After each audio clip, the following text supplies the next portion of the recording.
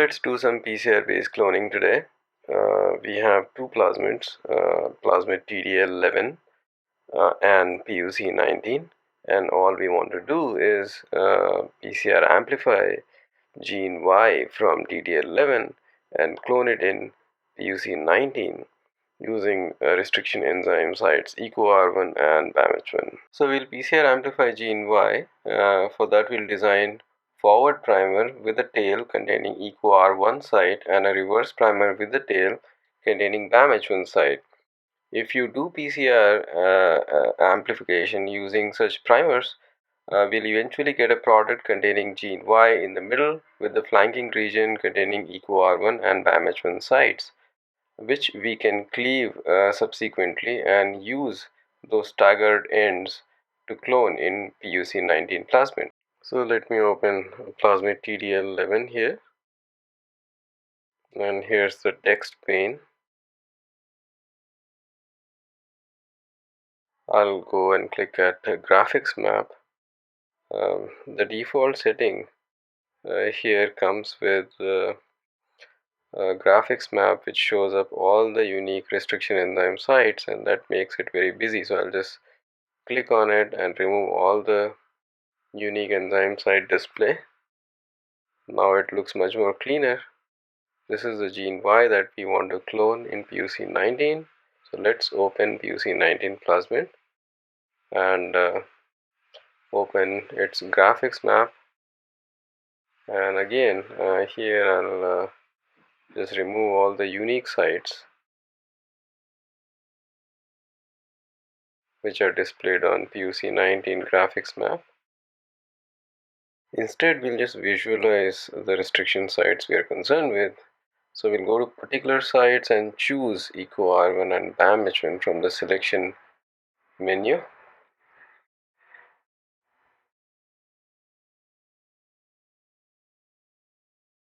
So here we go. These are the EcoR1 and BAMH1 sites, and these are what we want to use to clone gene Y from plasmid pTDL11. But what if gene Y has an inherent BAMH1 or EcoR1 site? That will spoil the entire strategy. So first we'll have to figure out, make sure that gene Y doesn't have one of those enzyme sites. So we'll click on plasmid pTDL11, and from particular sites we can choose EcoR1 and BAMH1.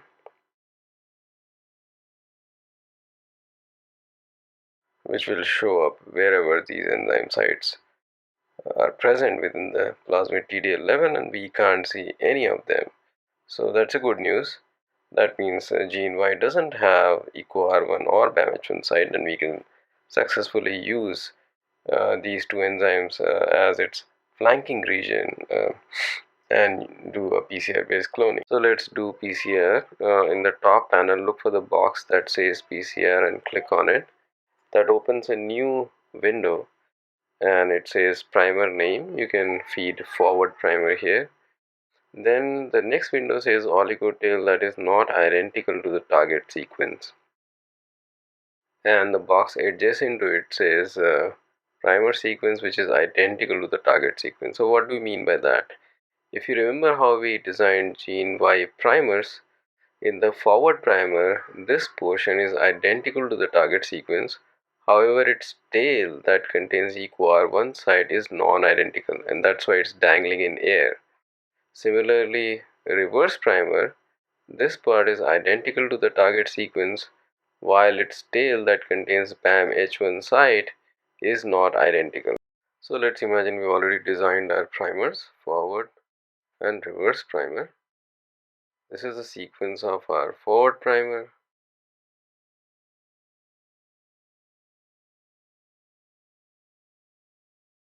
And this is our reverse primer.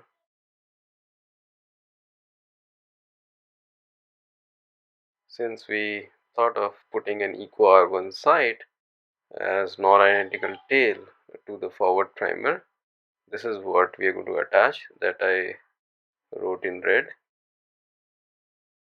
And this is the EcoR1 site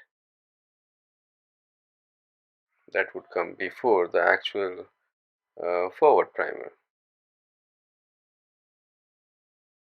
Similarly, we'll put the BAM-H1 site before the reverse primer. So GGATCC.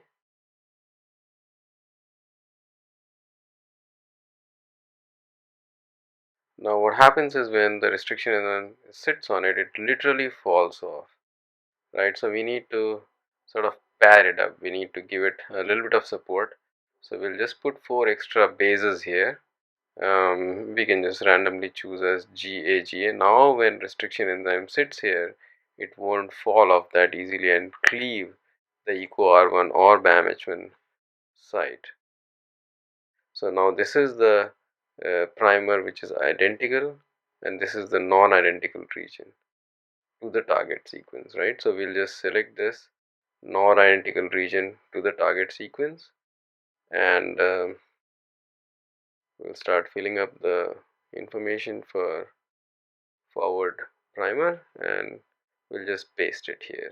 So this is the tail region, or the region which is not identical to the target sequence, which is GeneY. And for forward primer, this region is what is identical to the target sequence. I will paste it here. Now is the turn for reverse primer, GeneY reverse.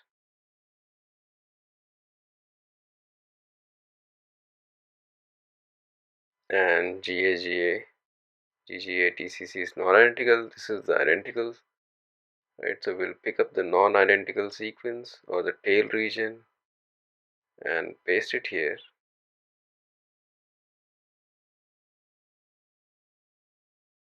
And let's select the identical region and paste it here. Right now we'll select the target sequence what we are talking about. This is a target DNA, right? So that target DNA was pTDL11 plasmid.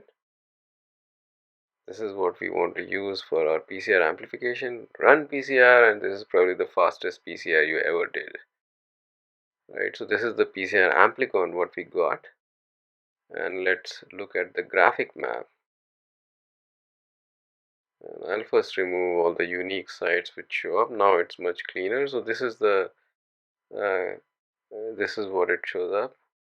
GeneY with a little bit of flanking region. So let's make sure we got our EcoR1 and BAM-H1 site which flank our PCR product. So I'll go to particular site and select for EcoR1 and BAM-H1. And here we go. So we do have EcoR1 and BAM-H1. So we did our PCR correctly. We retain both these sites. We have successfully added our flank. So now we'll save the PCR product as on our desktop, and now we'll go ahead and do construction. That is, we want to cleave our PCR product with EcoR1 and BAM-H1 and put it in pUC19. So on the top panel, look for construct box, and this is what opens up, and we have described it in the subcloning video earlier, but let me go through it again. So we have 3 panels here. We can select different DNA, cut them, and then finally ligate them together. But the first panel always starts with the vector fragment, and in our case the vector is pUC19. So let's select that. It shows up in the graphics window, and since we want to cut this vector using EcoR1 and BAM-H1, I'll just remove all other enzymes and select for EcoR1 and BAM-H1.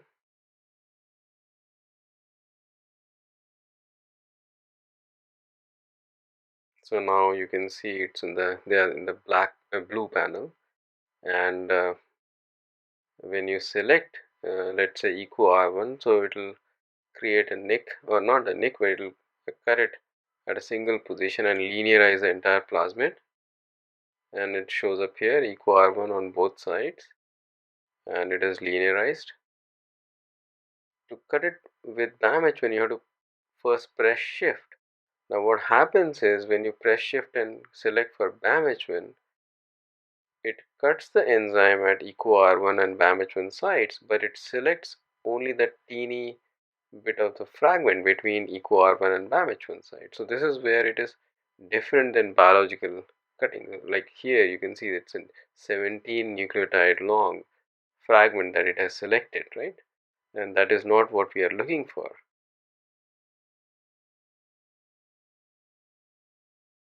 So what we need to do here is click on BAMH1 first, then press shift and then select EcoR1.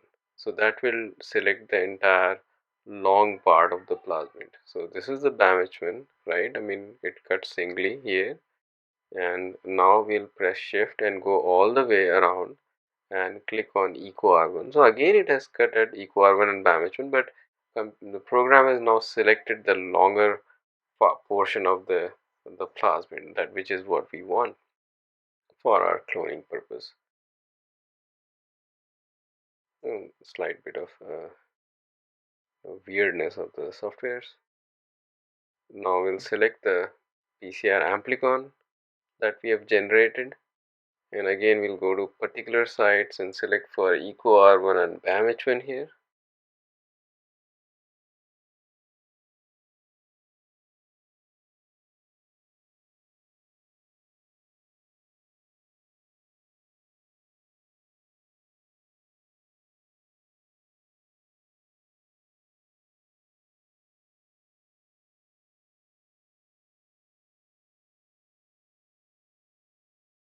So I'll just click on EcoR1, press shift and then click on BAMH1.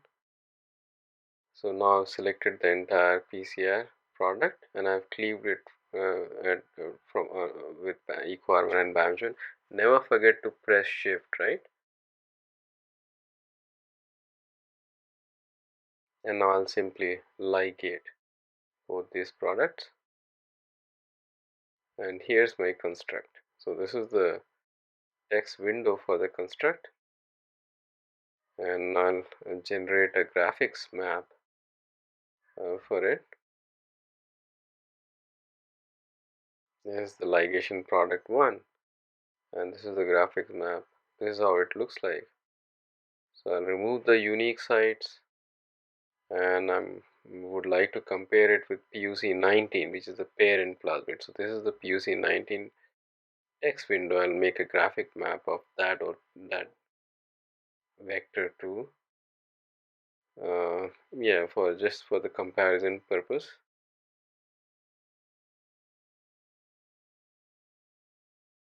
So this is the side by side comparison.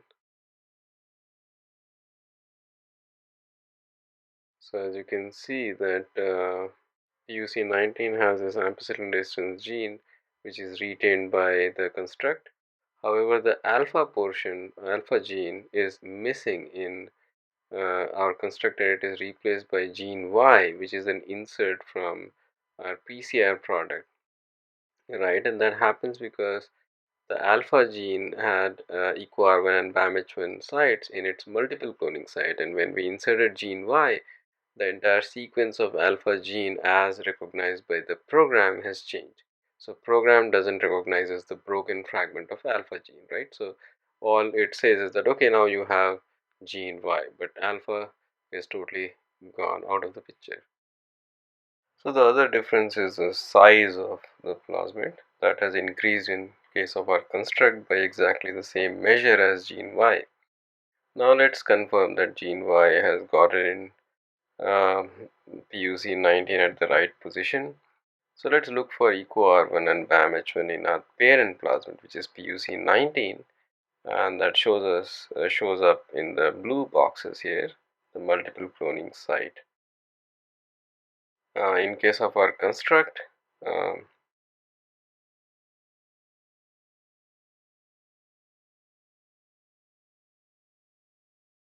we'll look for EcoR1 and BAMH1 site, and here you can see that EcoR1 site is exactly, it is retained in the construct, and then we have inserted gene Y. So we got the gene Y at the right position.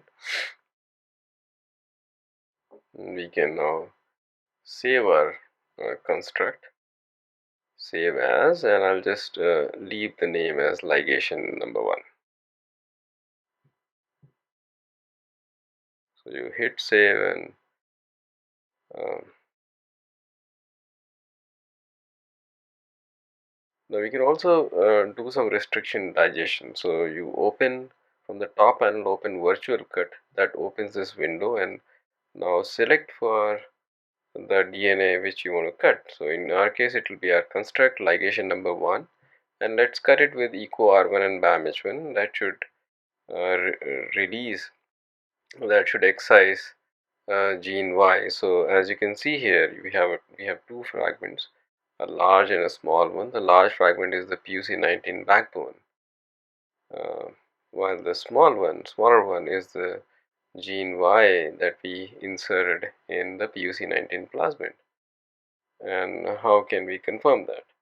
So we can cut, let's say, pUC19 by same enzymes, BAM-H1 and EcoR1, and here you can see that you have a large fragment which is pUC19 backbone, which is exactly the same size what we got when we digested our construct, right?